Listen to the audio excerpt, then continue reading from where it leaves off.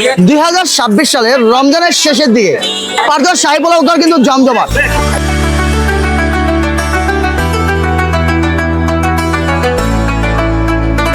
এত ভিড়ের মধ্যে কি চলে জানেন? পারদর শাহী পোলাও ঘরে খাবার চলে। এই রমজানে অন্য কিছু আছে আর না আছে, পারদর খাবার কিন্তু সব আছে।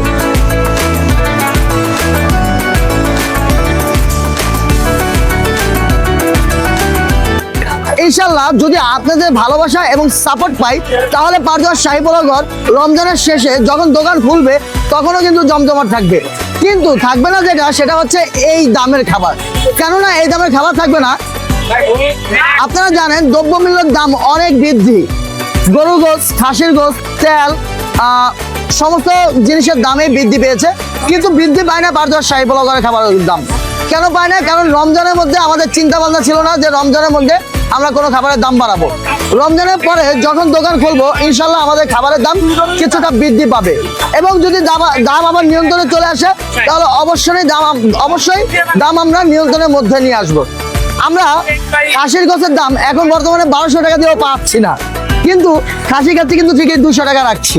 যাই হোক, রমজানের পরে দাম বৃদ্ধি পাবে। আপনাদেরকে আমরা এইটুকুই জানাতে চাই যে রমজান আসে ইবাদত এবং সংগ্রামের জন্য। আমরা সংগ্রাম ইবাদত যাই করেছি, আমাদের জন্য দোয়া করবেন, আমাদের পাশে থাকবেন, আমাদের সাপোর্ট করবেন। ইনশাল্লাহ ভালো ভালো খাবার আপনাদেরকে আমরা দেওয়ার চেষ্টা করব। ধন্যবাদ।